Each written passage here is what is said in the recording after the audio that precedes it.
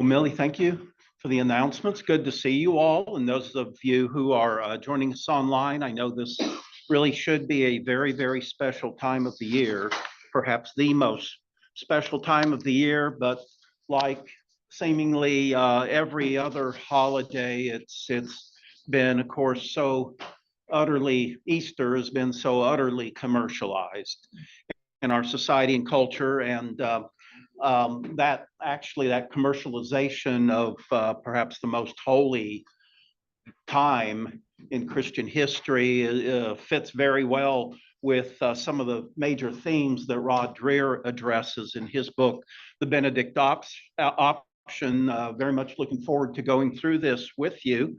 Dolly, do we have any other, do we have any spare outlines there? Oh, just one? Does anyone? Anyone?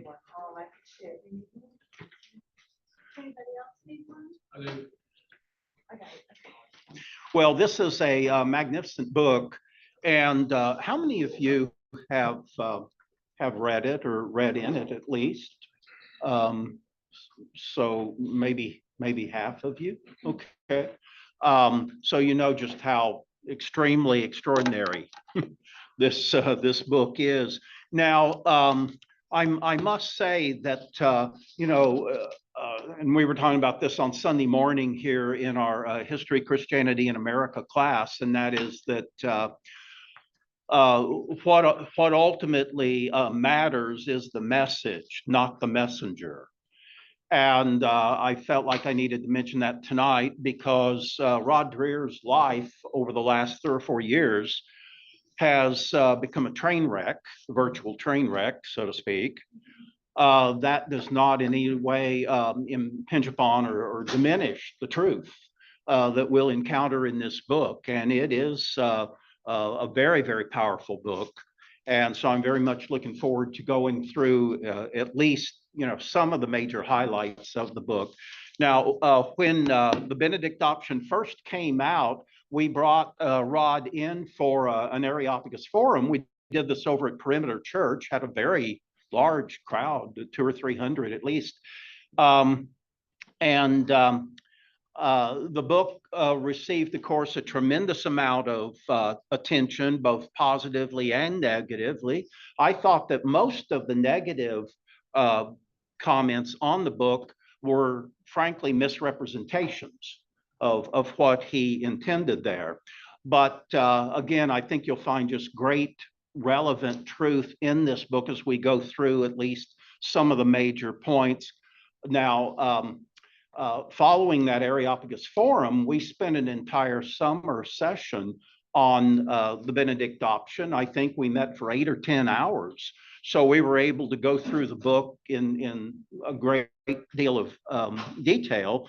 We won't have the time to do that. But if you want to read in the book, and if there's anything in particular that really impresses you or depresses you, let me know, and we'll be sure and address that as well. As I said, I spent some quality time with Rod when he was here 6 years ago or whenever that was. And he's a very engaging person, very intense and focused.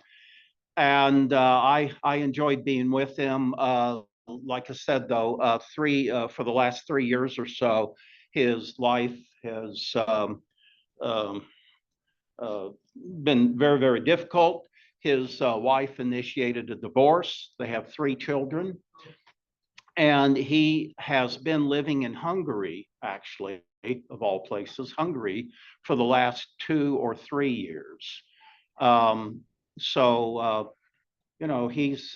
influenced an awful lot of people. So pray for him. And I haven't read extensively into his life the last several years, so I don't know a lot of the details.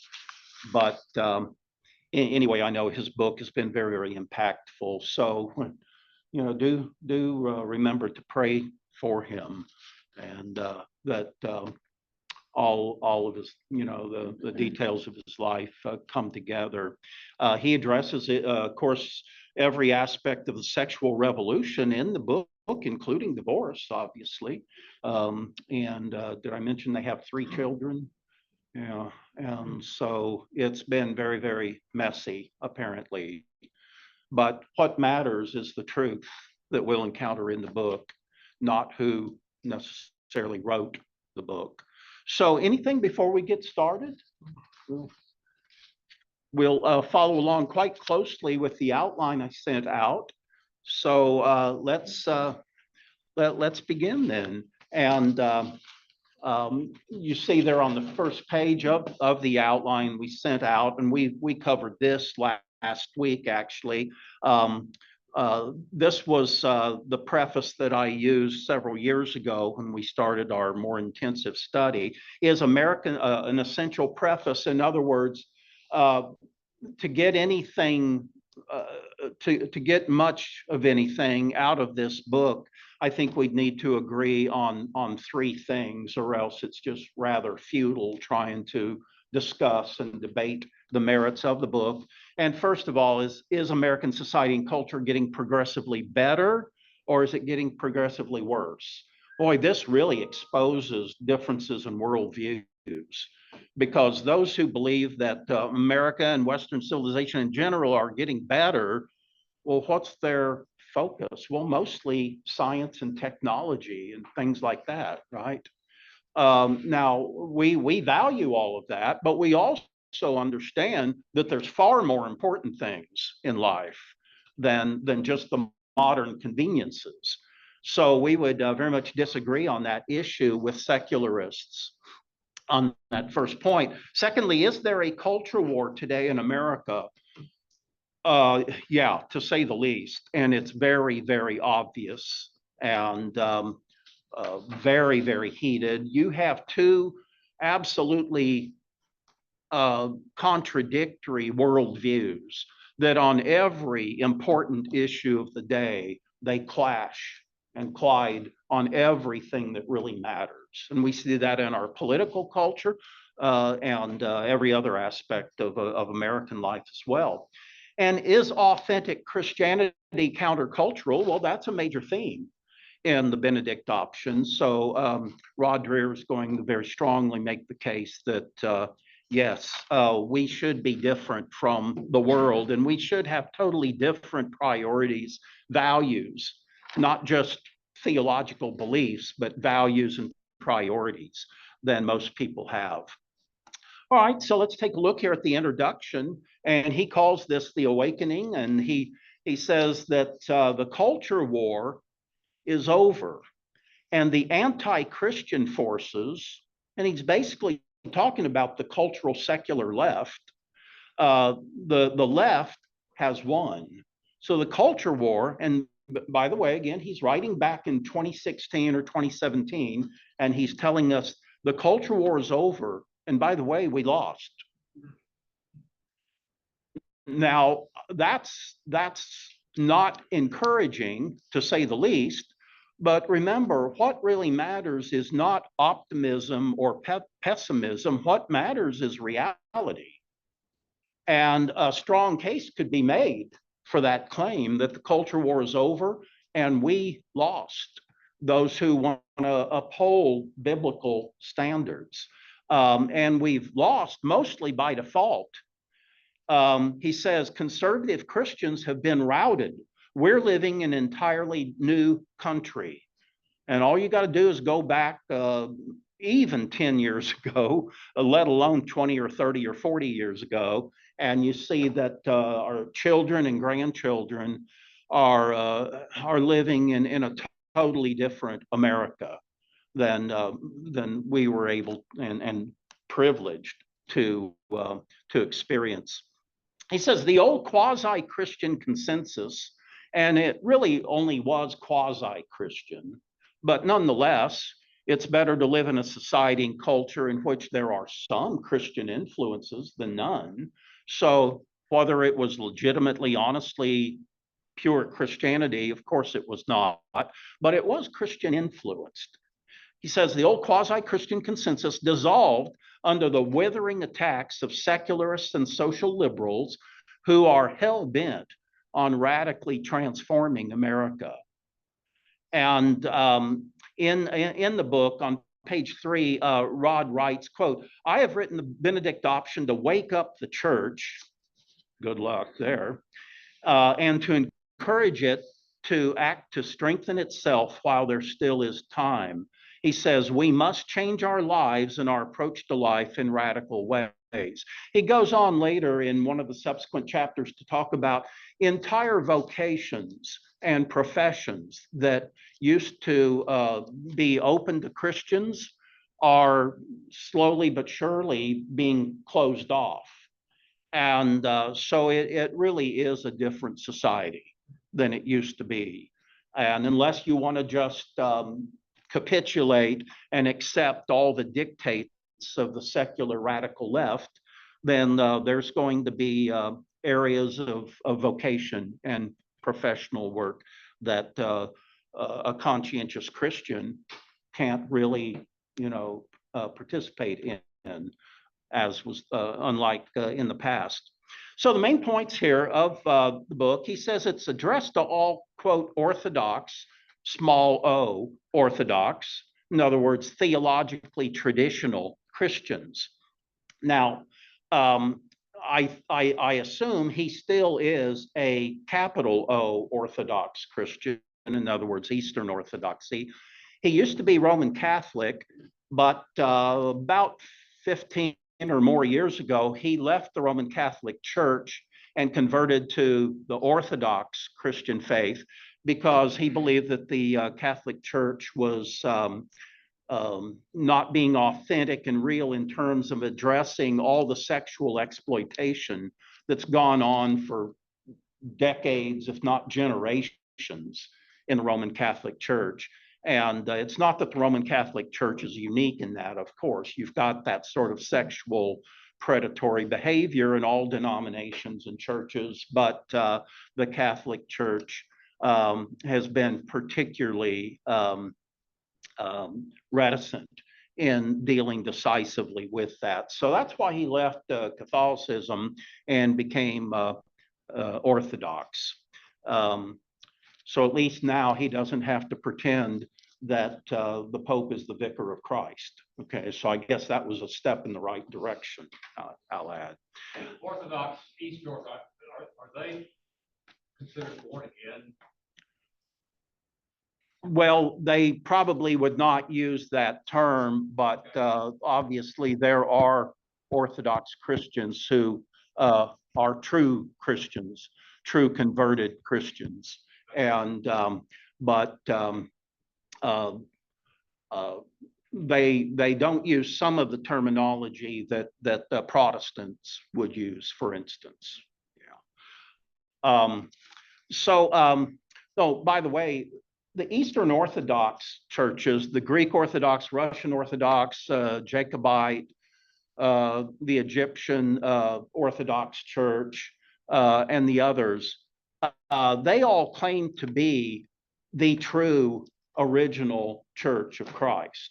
Okay, so do the Catholics, of course. They claim to be the one true church. So do the Orthodox. And this is not a fruitful dialogue, fruitful debate to get into, because it really doesn't matter who claims that their denomination or whatever came from the original church if that denomination has become apostate through the centuries. So it doesn't really matter, does it, if you could directly trace their heritage back, supposedly, to the first or second centuries. Okay, so it's really not an important issue, All right, so the book is addressed to all Orthodox, theologically traditional Christians. The book contains 2 parts. Part 1 is our contemporary challenges, and Part 2, how Christians can respond to the great challenges of our time. And Rod writes on page 1, nothing changes a man's outlook on life like having to think about the kind of world his children are going to inherit. That's sobering. And we have children and grandchildren, and they, as I said, I mean, they're being raised in an entirely different culture and society in which we were, to where ours was not a Christian society and culture, but it was Christian influenced to some extent or another. That's mostly gone now. So if we care about those coming behind us, we should take this very, very seriously. Now, like C.S. Lewis and like people like G.K. Chesterton and Dorothy Sayers and so on, Rod Dreher understands that modern conservatism holds some unbiblical beliefs and values. He's talking about political and social conservatives in general, but political conservatives in particular. And his point here is that both left-wing socialism, secular socialism, and right-wing conservatism are both capitalistic conservatism, are both materialistic ideologies.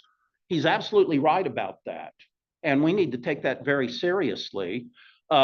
Socialists seem to think that the only people with a sin nature, of course, most of them don't believe there is such a thing as a sin nature, but if there were, the only people with a sin nature are capitalists.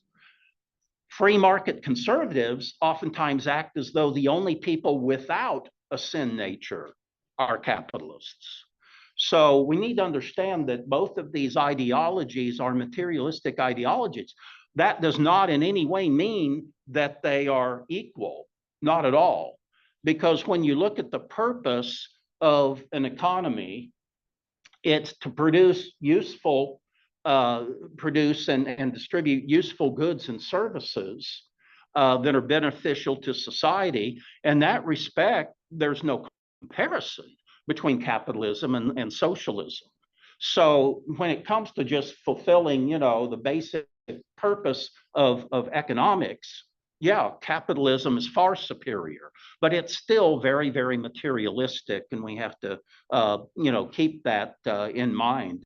A good example would be consider the conservative commentators on Fox News, if you watch Fox News to any extent. All of these conservatives on Fox News are advocates of the free market, small government. They are fiscal conservatives. They're very concerned about the mounting national debt, for instance, which eventually is just going to, destroy the American economy. But very few of these people are social conservatives when it comes to the controversial issues of our day, sexual issues, and so on, especially when it comes to the LGBTQ agenda. So they are economic conservatives, fiscal conservatives, and so on. But when it comes to social, moral issues, a lot of them are not. A lot of them are libertarians and so on, and they just don't relate to the great moral issues. Churches, he tells us, are largely ineffective in combating the forces of cultural decline. Why would that be, by the way? Well, they never talk about it, do they? I mean, isn't it extremely rare, if totally absent, that they address these issues that he's going to be talking about here? So he's absolutely right. Churches, Protestant churches, Orthodox, Catholic, they're largely ineffective in combating the forces of cultural decline. He puts it this way: traditional historic Christianity, whether Catholic or Protestant or Orthodox or Anabaptist, there is actually a fourth option that he doesn't mention, but traditional historic Christianity ought to be a powerful counterforce to the radical individualism and secularism of modernity. However, he says, we seem content to be the chaplaincy to a consumerist culture. So most Christians just go along with the flow, and most Christian leaders apparently just go with the flow as well. Now, his initial inspiration for the title of the book, the Benedict Option, comes from a section in Alistair McIntyre's book, After Virtue. It's a great book, and probably one of the 10 or 20 most enlightening books for Christians of the last 20 or 30 years.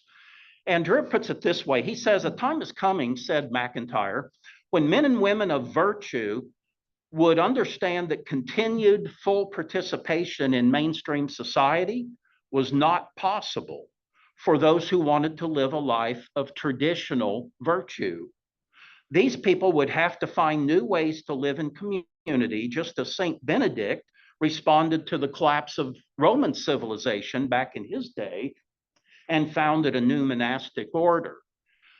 He goes on to say, we have to develop creative communal solutions to help us hold on to our faith and our values in a world growing ever more hostile to everything that Christianity stands for.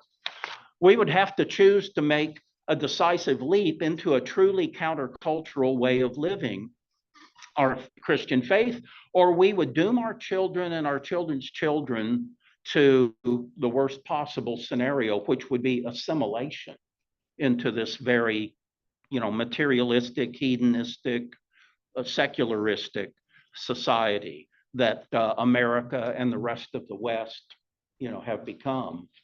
And when you think about it, I mean, this really is groundbreaking because let's say until, I don't know, 30 or 40 years ago, if America had become so utterly corrupt, there might have been back there, I don't know, maybe one or two places on earth where you might, flee to. But what about today? Canada is far worse than the United States. Australia and New Zealand are far worse. Great Britain is far worse. There's really nowhere to go in this world. Now, Rod Dreher thinks he's found a temporary respite in Hungary, but I can't imagine that, that will probably last very long. But there's no place to go, is there? Again, serious consideration. Now, in his book, Dreher does not offer a political agenda. He constantly comes back to this theme that politics is downstream of culture. I'm sure you've heard that term before. In other words, values and beliefs are what drive personal and public morality. And personal and public morality is what drives the culture. And then the culture drives politics. But politics is really just the most superficial level. It's merely a projection and a reflection of the culture. And the culture, of course, depends on people's public and personal moral values, which come from our basic beliefs. Certainly as Christians, that's the case. So he finishes this introduction with one parting thought. And there was a book written back in the early to mid 1970s called The Mustard Seed Conspiracy by an author called Tom Sine. And in the foreword to that book, Foy Valentine wrote, "The future will belong to those who have the highest level of commitment." Now, this is somebody writing 50 years ago.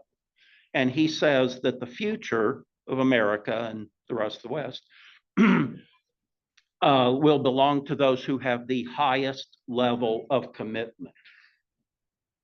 Now, look how things have turned out.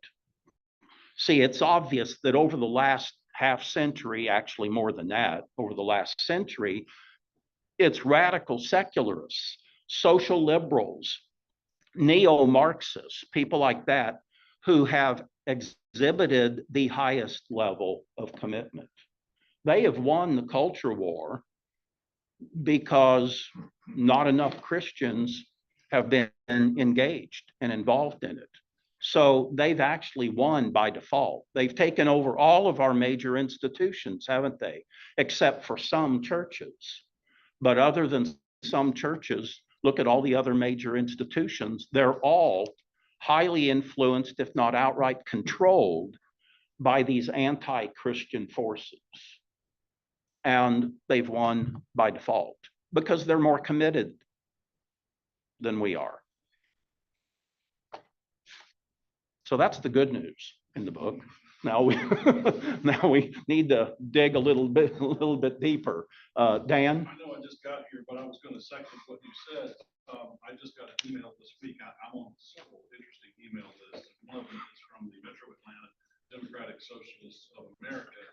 And well, you were a charter member, right? They are doing a trans rights rally in a park this Saturday, and then going to try to fight back in preventing minors from being maimed and things like that. Okay, the interesting bit though is it's not a park in downtown or midtown. It's a park in Smyrna. Oh, really? This is how determined they are. They are on the march because they care how this comes out. The question, as you raised, is do we care how this comes out? Yeah. And obviously, as Christians, we believe everything they stand for is absolutely wrong. But they're winning because they are very, very passionate. And so very sobering, isn't it? They don't have an afterlife, so it's all got to be done now. Well, that's utopias. Well, that's a good point. There's nothing to look forward to in their way of thinking. So it's now or never. Any other thoughts before we move on?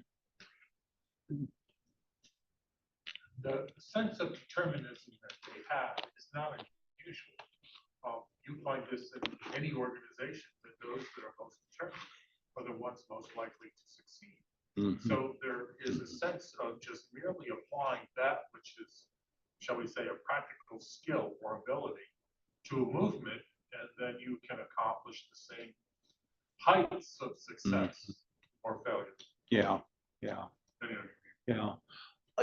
They would never phrase it this way, but they feel like they have a mission in life.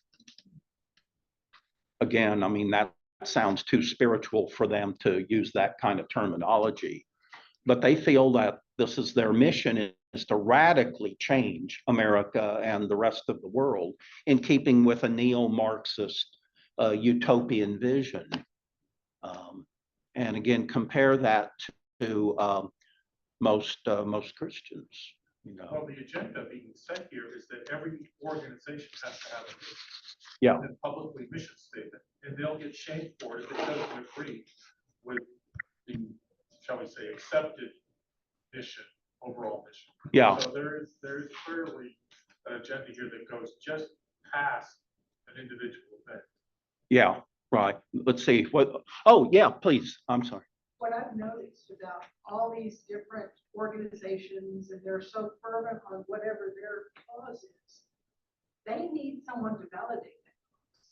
If they can get enough people to validate their cause, it must be right. Something inside that natural law is coming up. Something is telling them this is wrong. But if I can get enough people to agree with me, maybe it's right. And I believe that's a big. Well, doesn't it fit in perfectly with evolutionary theory? And that is, we are far more enlightened and intelligent than anybody that preceded us. And so that conditions a lot of how they think. And that's why they have no respect for instance, the Bible. I mean, it's an old book, isn't it? Written 2,000 years ago. And in their minds, I doubt that they would use the word, quote, wise, but we're a whole lot smarter than people were back then. They were all hung up on superstition and belief in God, and that sort of thing. And we've evolved far beyond that. You think that's a factor, maybe? Oh, yeah, absolutely. Yeah. You're right. The Bible condemns that. And C.S. Lewis referred to that mentality as presentism. The idea that we're so much smarter and highly developed than those who preceded us. And if you believe that, then of course you're not going to take seriously even some of the wisest people of the past They were just products of their time, and we keep evolving. Yeah, yes. I'm wondering about these organizations and how they're structured. Are they funded by something that allows them then to have enough free time to devote this much energy to it? Because most of us are busy doing our jobs. That's right. Yeah, you're absolutely. I'm trying to understand, how's this funded? Well, we've been seeing this work out for 50 or 60 years now.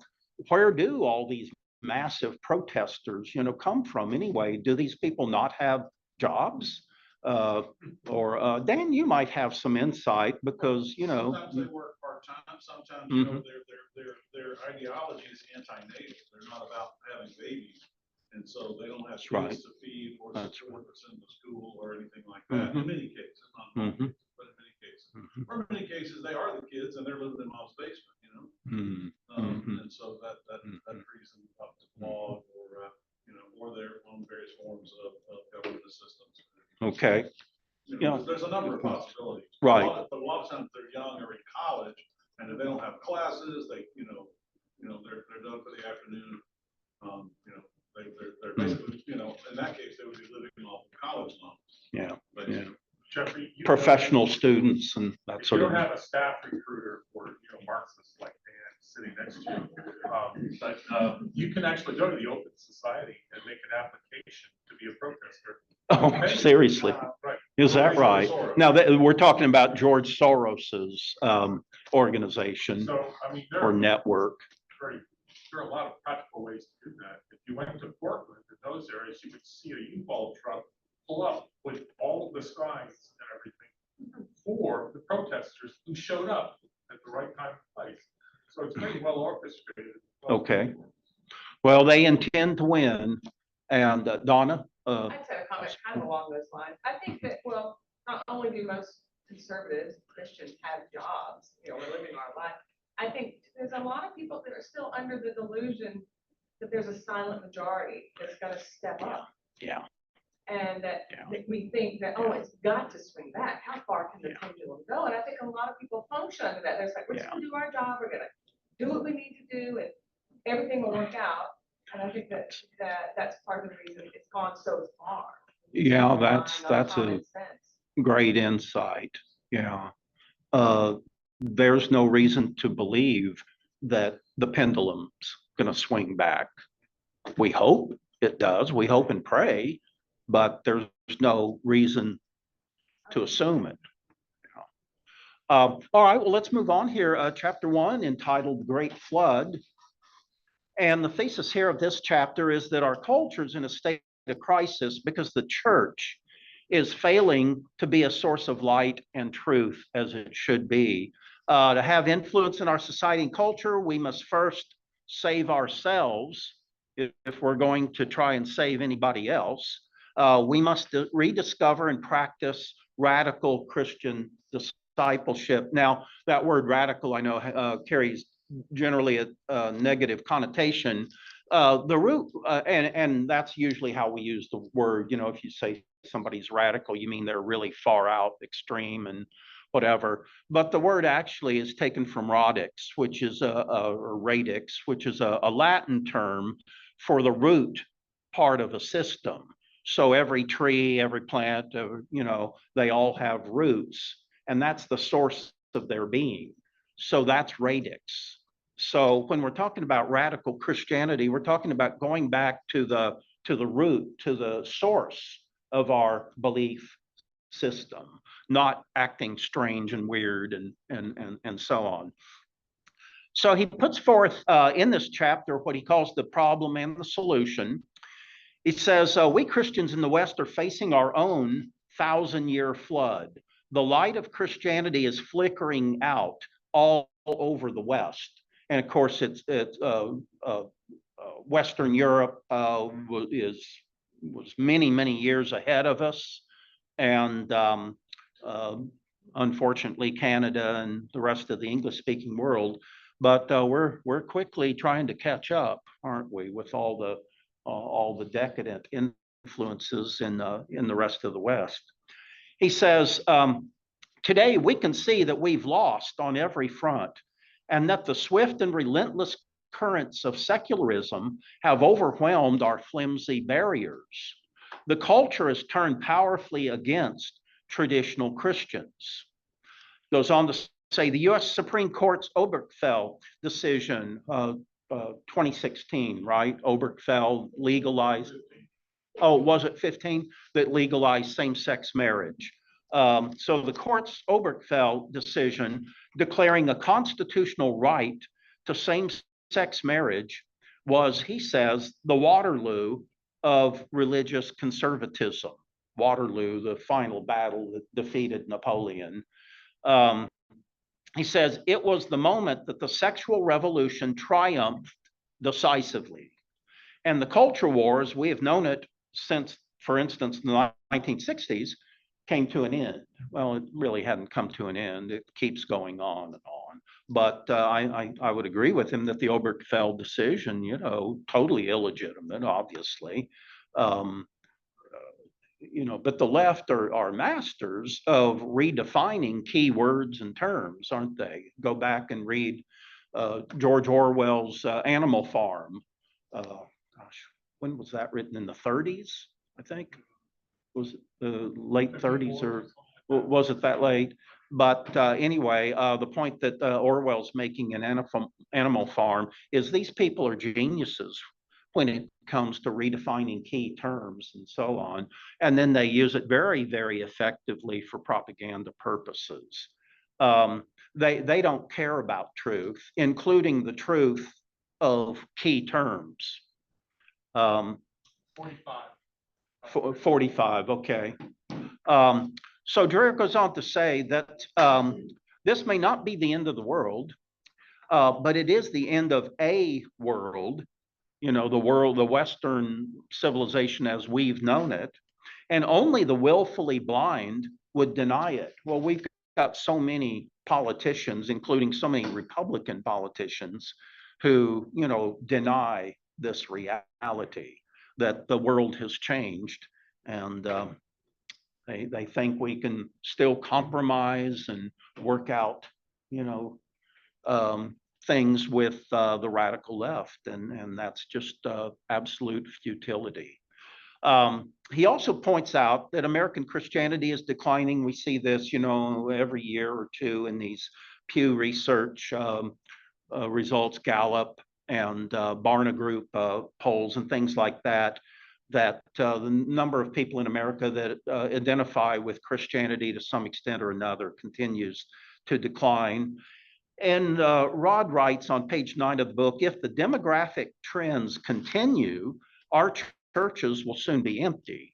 Well, some, of course, far more than others. Probably the premier example here in America would be the Episcopal denomination, which became so utterly liberal many, many decades ago.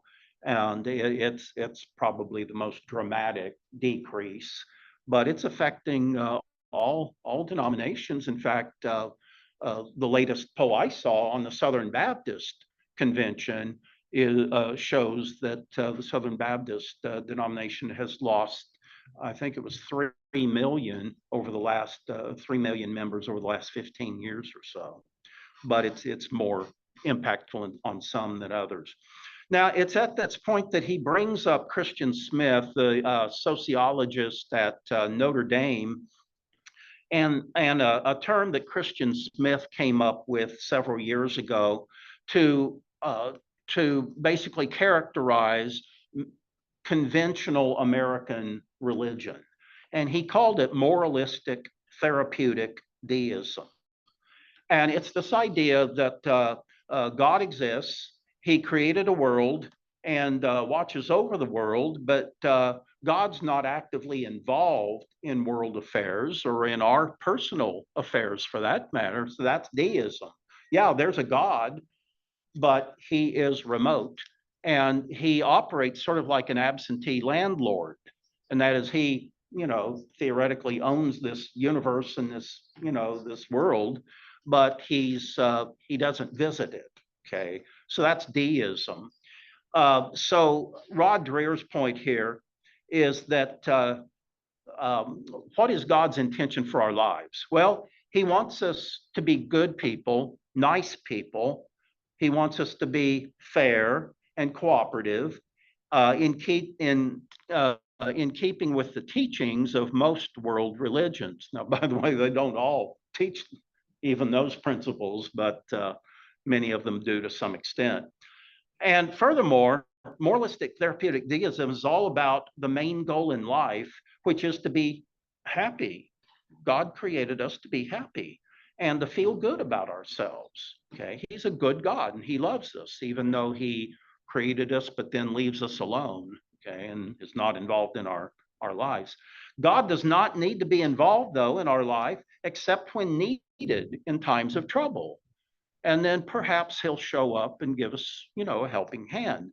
But good people, when they die, good people go to heaven, and bad people, well, they probably cease to exist. Okay, that's annihilationism. So there's no hell, and if you apparently aren't good enough to make it into heaven, then you just cease to exist as a sentient being.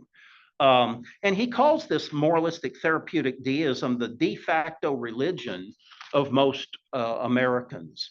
Rod Dreher comments, he says, the problem with this mentality is that it's mostly about improving one's self-esteem and subjective happiness and getting along well with other people.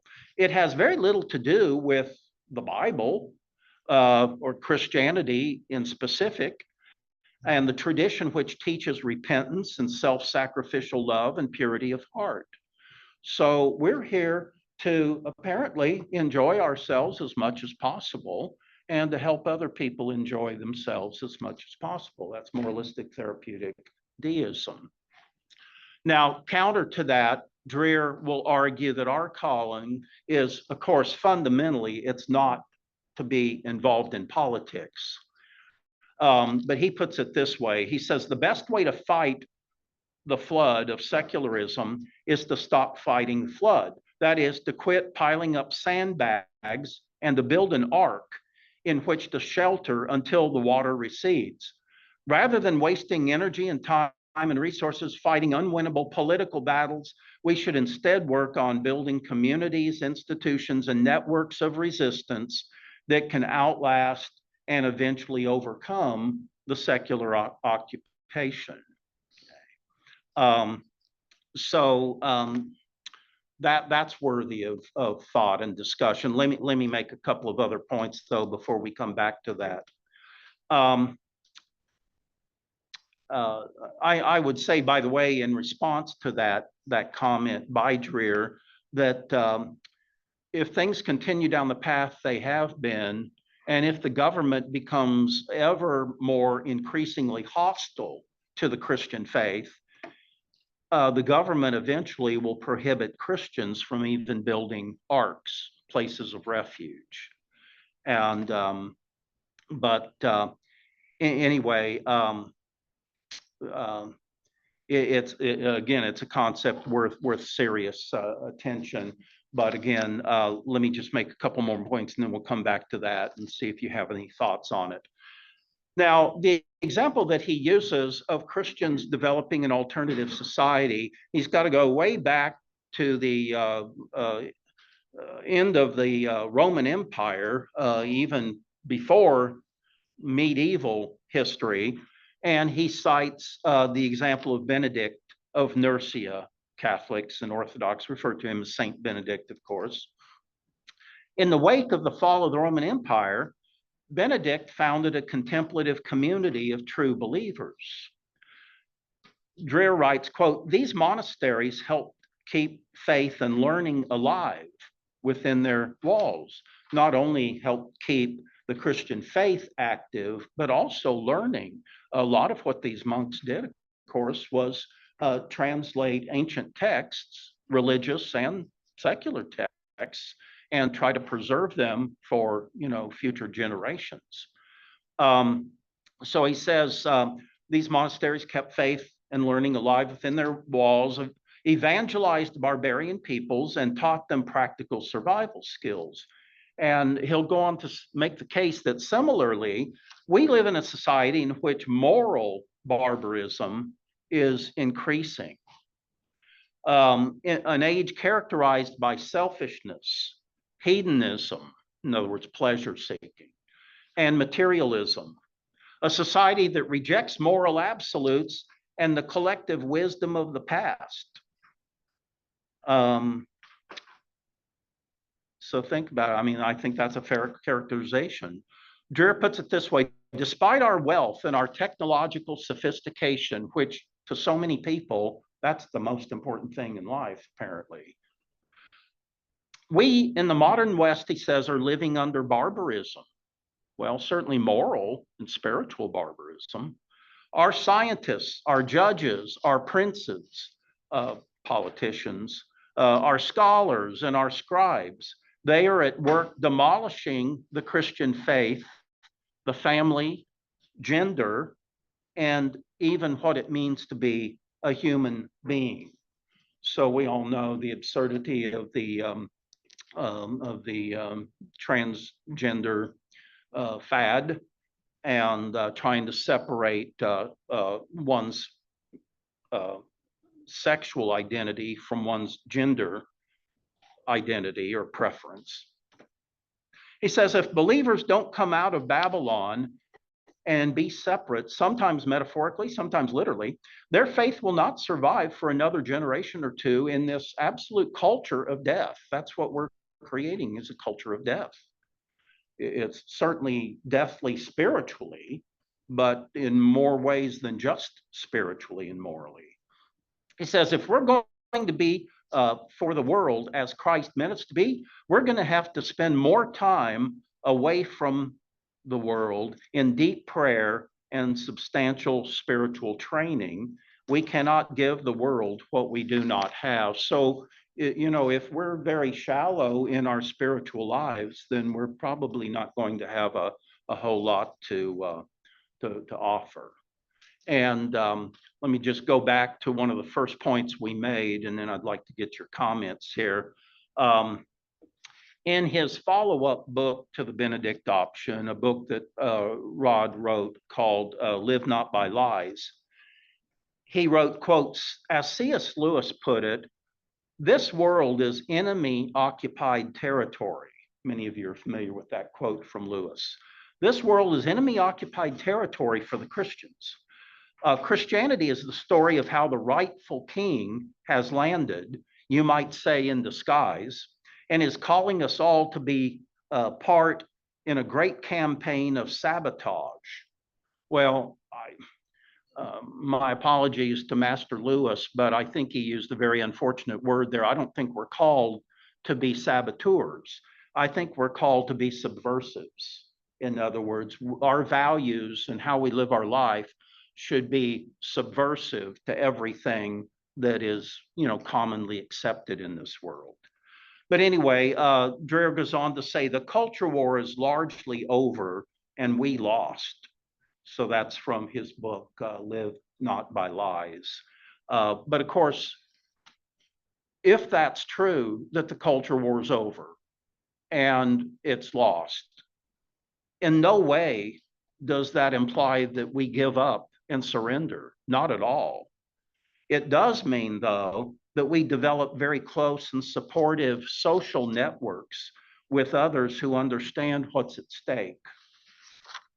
And so that was one of the reasons for founding the Areopagus, was we knew that the kind of things that we deal with in the Areopagus, Christian history, apologetics, cultural apologetics, science-related issues, bibliology, and topics like that, probably most churchgoers don't really relate much to some of those topics, but some do. And it may be a very, very small minority, but that's, you know, that's fine. That small minority can be a very, very supportive network of great friends and all, and we can encourage one another and help one another to fight all of these toxic influences in our society and culture. So let me just pause and comments, so questions before we move on here. Do you think there are pockets throughout America that are like Aragon? Mhm. Like really strong Christian churches like Like what? Oh, there's one in Texas? Oh, okay. Little plug there. Right, right. But Yes, there are. Yeah, yeah. And I guess this is appropriate. What's it gonna take to bring it all. Well, pockets together? I guess this is appropriate to say when we founded the Areopagus, the people who were very involved at the time, we said, you know, we realize that a lot of what we teach and write about and so on doesn't have widespread interest and support in the church, but let's target that 5% of Christians who would respond and who need it. I was talking to one of those people just fairly recently, and he reminded me of that thought we had. We're going to target, you know, the 5%, and he said, of course, we know that that's more like 1.6%. But even if it were that microscopic, these are great people, and they can really enrich our lives, as you all enrich mine, by the way. And so we need to very proactively, you know, cultivate very close, strong relationships with those who can help us think and live according to our calling in Christ. Yes, Chuck. You mentioned here that he said to stop fighting blood. In other words, stop putting the sandbags up and build an ark. Yeah. Is that a reference to a form of monasticism? Yes, and that was one of the points on which I think he overstated himself in the book and was criticized. And Rod constantly was addressing his critics of the Benedict Option and saying, no, I'm not talking about Christians withdrawing from mainstream society and culture into little, you know, monastic communities, although some may be called to that. That certainly can be a legitimate calling, but it's not for most of us. But he was criticized on that basis. He's just, the word that he uses constantly in the next book, Live Not by Lies, is he encourages Christians to develop, and I'm not sure this is the greatest term, but thick relationships with other like-minded, you know, Christians. And we need that. Yeah, Al Mohler, I think, took him to task on that when he interviewed that, I don't know, what, 18, 19. Yeah, Like yeah. because that would obviously be a Baptist exception. Sure. But the other point I was wondering is his idea of becoming more reclusive in a monastic way may seem even more applicable today, given the degradation of culture. In the sense there is no place, so I would say, in the public to rejuvenate yourself. Yeah. And that could very well be a calling of Christians, at least temporarily.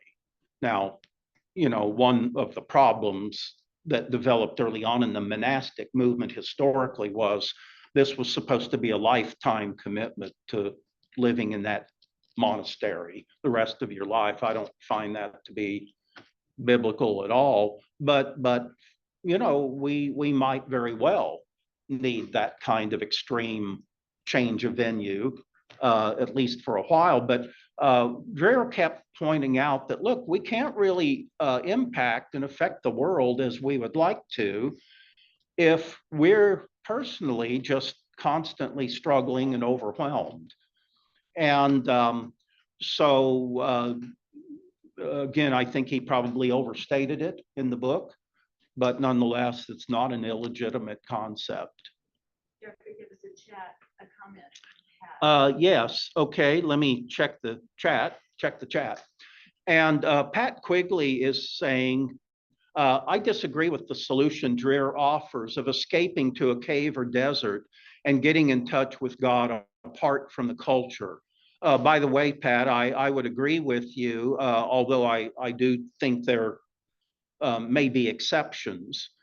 But anyway, you go on to say, we the people are still responsible for the kind of government we have in America, and we have to fight for getting elected officials who want to follow the Constitution and rule of law. We owe this to our children and grandchildren. You're absolutely correct about that.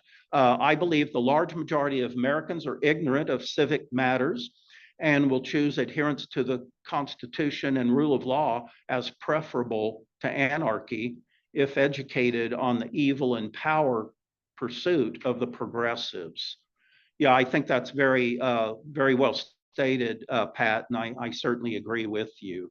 I think Dreher's point is, look, if again we're just struggling to survive in this life personally, we need to make that our priority, and then we'll have the capacity to re-engage our society and culture in a positive way for Christ.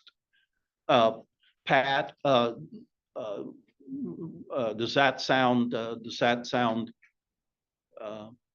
like something you would agree with? You could unmute if you. Yeah, you can just unmute and respond if you'd like. Hold the space bar. Yeah, oh, you can hold the space bar and that will unmute you. Yes, hold it down continuously. Yeah. Yeah, we have to, it's a both and situation. I think that it's a mistake for Christians not to be heavily involved in the political scene. In other words, I think we need to be active in persuading our fellow citizens to vote for good people. We owe it to our children and grandchildren. We can't just allow what's going on in the political scene now. We have to continue to persuade voters door to door, face to face, and vote for the kind of government that's going to stay to adhere to the Constitution and the rule of law. Absolutely. I think it's a moral and spiritual imperative, and we need to take that with utmost seriousness. Yeah, I totally agree with you. Any other? Yes, Donna, comment? I just want to say, I was aware, of course, that one of the biggest objections to the Benedict option was that a lot of people perceived it as him calling Christians to be isolationists and to withdraw Yes. completely. Good term, yeah.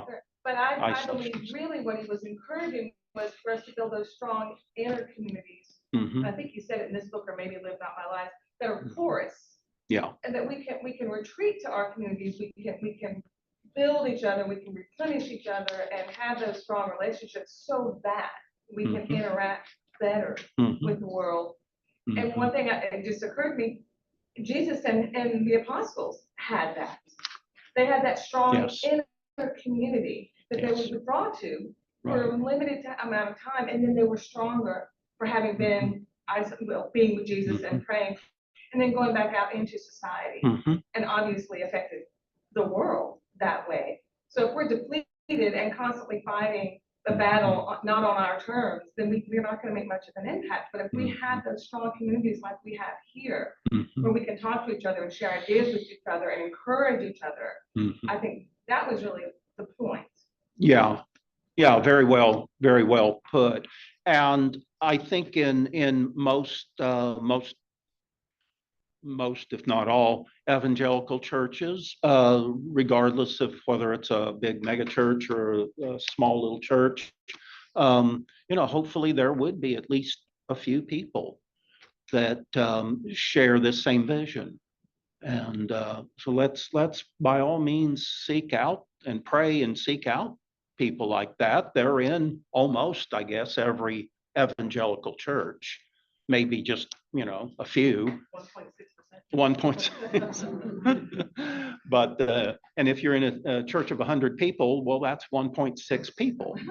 And they can be, no, very well put. Anything, yes, Chuck? Yeah. We'll move on. One of the problems with the idea of retreating or monasticism is cultural. Because if you offer a retreat in America, you get people to attend a retreat who have nothing to retreat from. And so they can simply afford the retreat. And so the idea that many in America really require a retreat, you really have to ask yourself, just what have they done that requires such a respite to do that? When you think of the monastics of the 3rd and 4th century, where they lived was no different inside the wall than out. It was just as barren one way or the other. But the idea of an order did just that. It created order. And if you're living in chaos, one of the purposes of the monastic order is to give your life order. Yes. So yeah, discipline, right. to be true disciples of Christ. That yes. is a concept that probably is more applicable to today than the idea of a retreat. Well, that's a good point you make, and we're so overwhelmed with auditory and visual stimuli and distractions, and that's one of our greatest challenges. Is we're just bombarded, we only have a very limited amount of time in life, a very limited amount of energy, and a very limited amount of resources. So it all comes down to priorities, doesn't it? It's all about priorities. We don't have the time, the energy, or the resources to do everything that we'd like to. So what's most important? Yeah. I have one more comment. Catherine? Okay. I think when I was saying retreat, I didn't mean to go for a week or 2 weeks or a weekend. I mean, this could be a retreat. Retreating from the chaos into a place of order, into a place of like-minded community that we can reconvene. Again, even if it's just for an hour or two, it doesn't have to be that we leave society. I didn't hear you use the word retreat.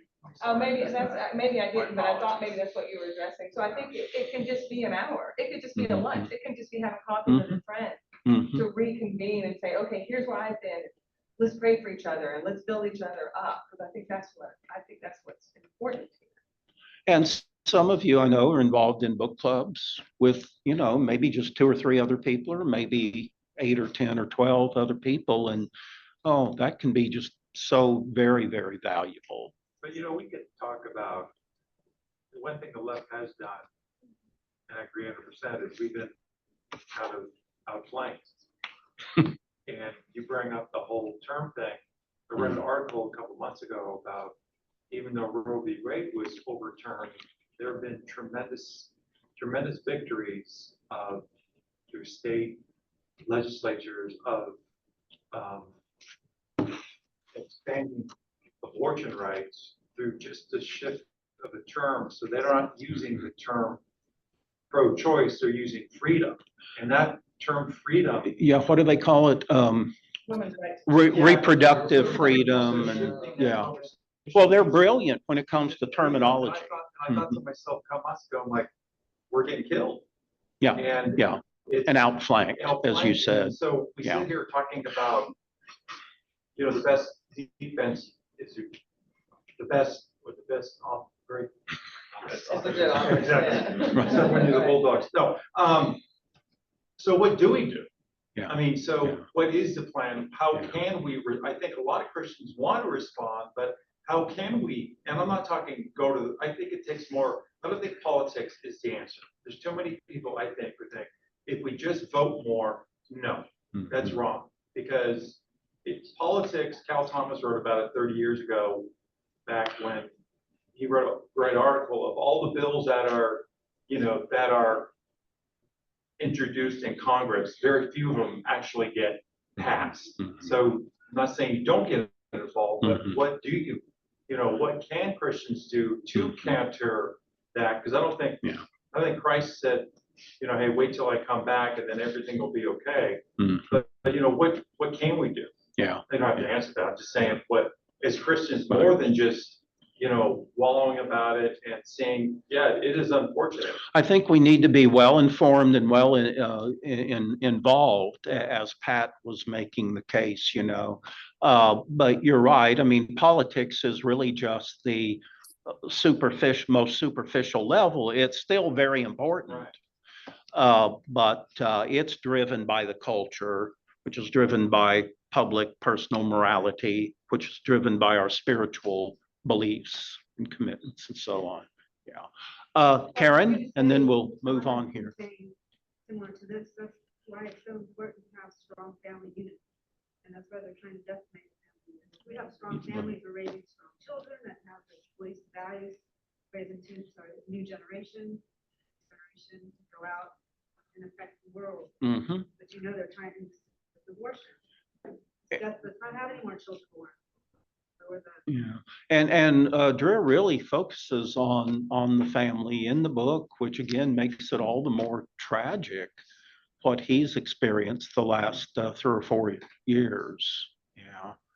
So with somebody with as high a profile and influence as Rod Dreher, he's a prime target for Satan, and in every area of life.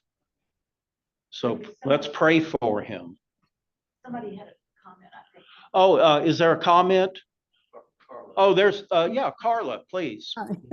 Well, this is actually about the companion book, the follow-up book, Live Not by Lies, but I thought it fit into this conversation.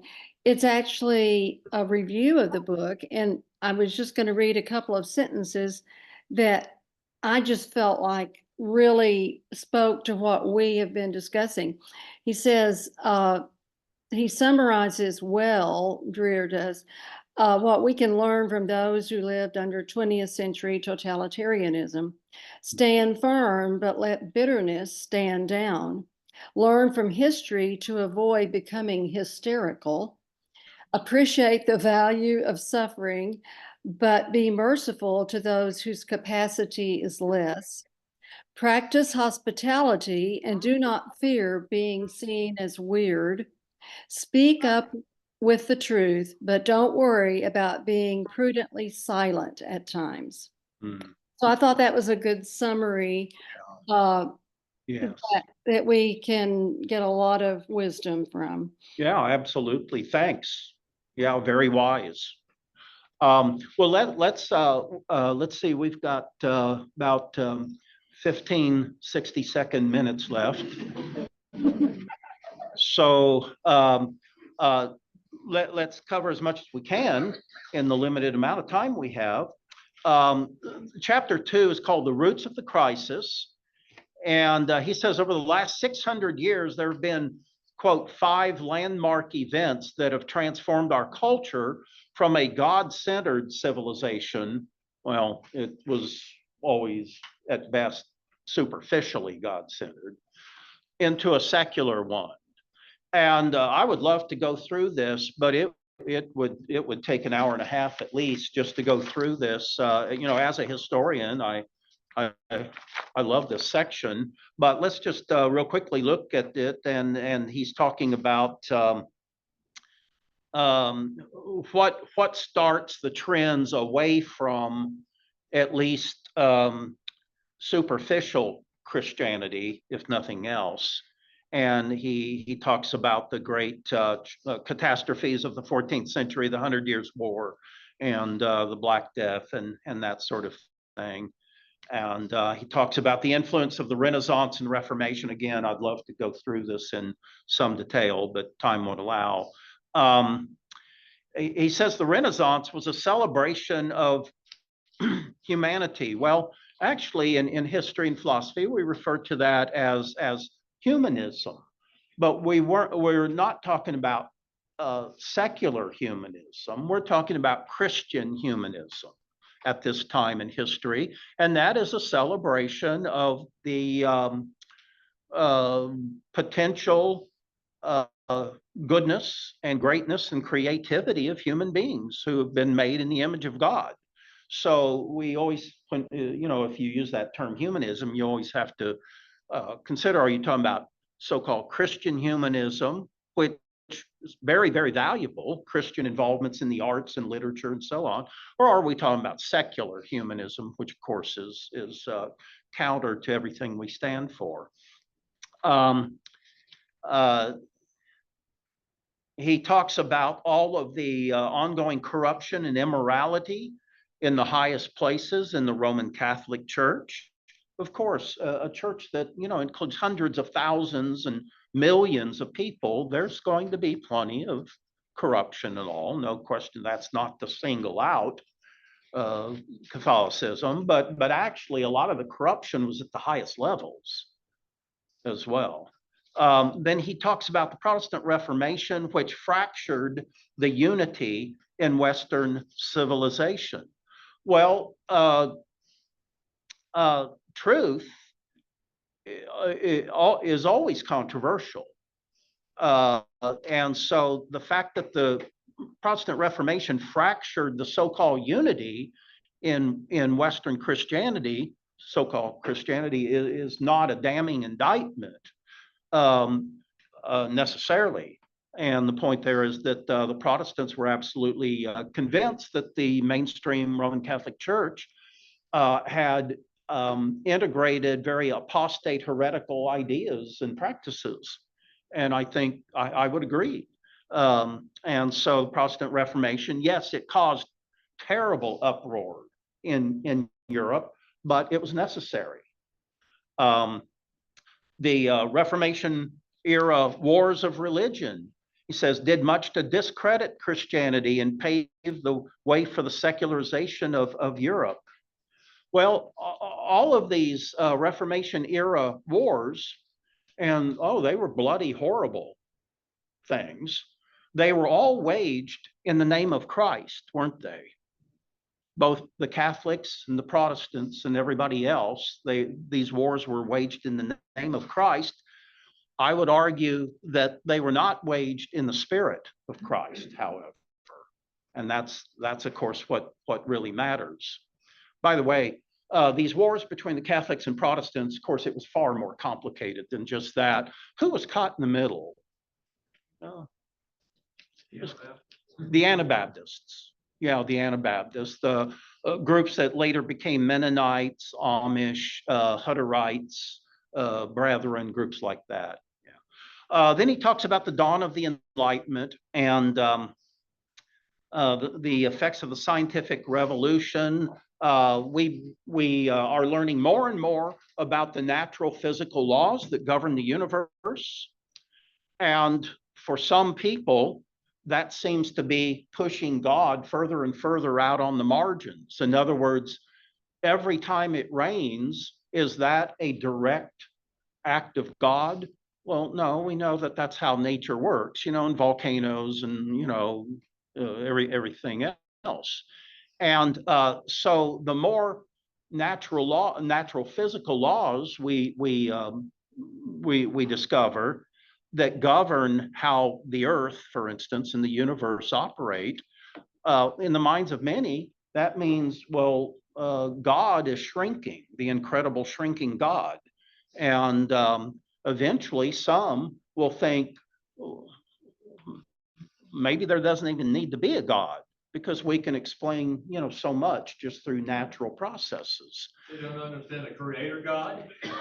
Yeah, where did all this come from, and why are there natural physical laws they have no answer for? Yeah.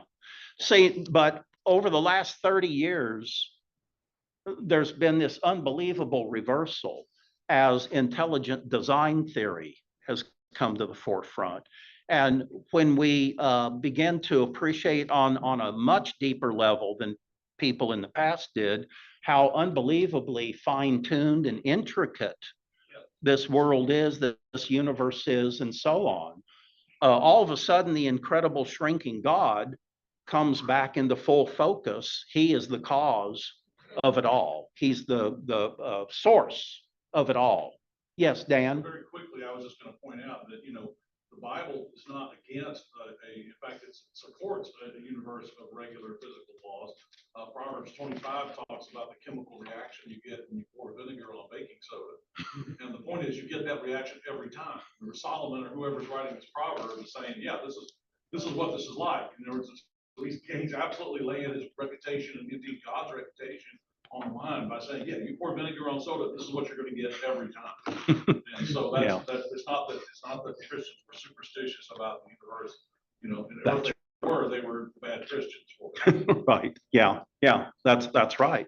And again, what's the cause of all those natural reactions anyway? What Rod doesn't mention in this chapter, talking about the scientific revolution and so on, is that most of these scientists were devout theists who believed that God had established the physical laws that govern the universe. It's later that so many of them will become skeptics and agnostics and outright atheists. He also addresses in this chapter modern philosophy, and he goes back to Rene Descartes as sort of the progenitor of what will become secular, frankly, anti-philosophy, but it becomes the dominant strand in philosophy. And then he talks about John Locke and John Locke's emphasis on reason. And that takes us into, of course, the dawn of the Enlightenment. And that is that, having been created in the image of God, we have been endowed with a mind, if we'll use it. And so God expects us to serve him mindfully and to serve other people mindfully. And so reason is a great gift of God. But there's a difference in reason, or rationality, you might say, and rationalism. Rationalism, you add that suffix to the word, and all of a sudden it's the idea that all we need is our own brain in order to figure out how to live and solve all the problems in the world. That's, of course, going way too far. So we are called to be rational people. Rationalism takes it into a totally different dimension. Talks about the calamitous 19th century with the rise of capitalism, with the Industrial Revolution, the reactions against rationalism, which sparked the Romantic movement, the secular revolution, spearheaded by people, most prominently like Karl Marx and like Freud and Nietzsche and people like that. And then he finishes on the triumph of Eros, and that is the absolute triumph of unbridled sexuality, primarily in the 20th century, beginning most prominently after World War I, and then, of course, really accelerating during the 1960s and ever since. We only have very few minutes, so let me just, in your notes there, you see Friedrich Nietzsche's name. Now, Nietzsche was one of these prophets, you might say, of secularism. He was an apostle, you might say, of nihilism, or some people call it nihilism, and that's the idea that life is totally absurd, pointless, meaningless. It's a dirty trick to think that our lives have any meaning and purpose at all, because they don't, according to Nietzsche. But for some weird reason, we think that we're important and valuable and so on, but it's just a total fraud. So Nietzsche is probably the most influential apostle of nihilism. And his core message was what he called the death of God. Now, it's not that he ever believed that there was a God. What he's saying there is that in society in general, in Europe and America and so on, more and more people are coming to the awareness that there is no God. Belief in God, he says, no longer stirs the human imagination. It doesn't control or govern how we live our lives. Belief in God is antiquated, it's superstitious, and should be relegated to the past. But, and this is what's so interesting about Nietzsche, he also understands that the, quote, death of God has certain inevitable consequences. He takes nihilism to its natural conclusion. It sounds like that. Yeah, it kind of sounds like the drums we're hearing through the wall here. So in other words, if God is dead, there are no external or absolute standards for what's true and good. So we become the captain of our own soul. We basically become the ultimate source for what's right and wrong and how we should live our lives. Now, he goes on, though, and takes it a step further. And Nietzsche says that the social and political ramifications of the death of God are chilling, to say the least. Now, remember, he's an apostle for the death of God because he thinks it's the truth.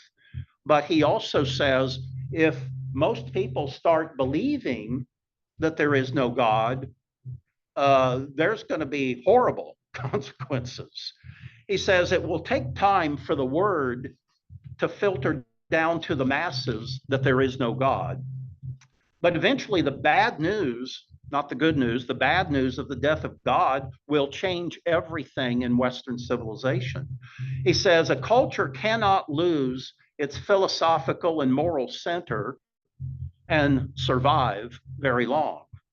Inevitably, there's going to be a total breakdown of human society on every level, individually, on the level of the family, the community, society, and culture. This is Nietzsche saying this. He goes on to say, with the collapse of all moral boundaries, because nothing's right and wrong, it's all subjective. With the collapse of all moral boundaries, humanity will be, quote, free to pursue the deification of passion. In other words, passion, sexual and otherwise, becomes deified. There is no deity, no God. And what society will degenerate into what Nietzsche called splendid animality. In other words, we're only animals. And we just think that certain things are right and wrong, but we're just highly evolved animals. And so eventually people are going to come to this realization, and he calls this splendid animality. I don't think lions feel guilty for running down zebras and mauling them and eating them and everything. We're just highly evolved animals. So I'll close with this. In 1880, Nietzsche warns that a new age of barbarism will descend on Europe. The more secularized Europe becomes, barbarism will descend upon it. And he wrote this, quote, our whole European culture, and remember, European culture was always considered the ultimate pinnacle, of human civilization for many, many centuries. Our whole European culture is moving for some time now with a tortured tension that is growing from decade to decade as toward a catastrophe. This is what Nietzsche says. There will be wars such as have never happened on Earth. Now, he's writing right before the turn of the 20th century. He also predicts the rise of totalitarianism. The death of God, he says, leaves human beings too weak to live without rules.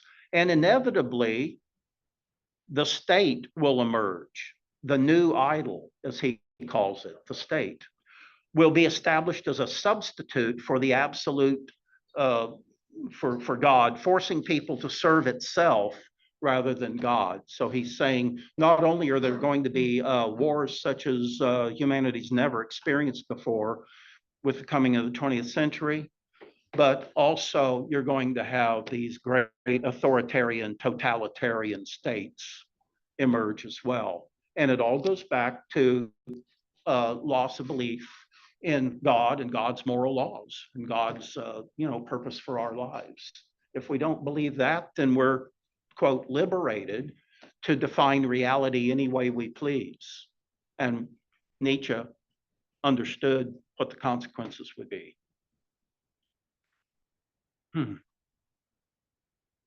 So I realize we only went through the first two chapters. I'm sure you're shocked. We didn't cover the whole outline, but we will move on for next week. Chapter 3 is quite good and very positive. It basically sets forth a rule for living, rule as in the monastic tradition.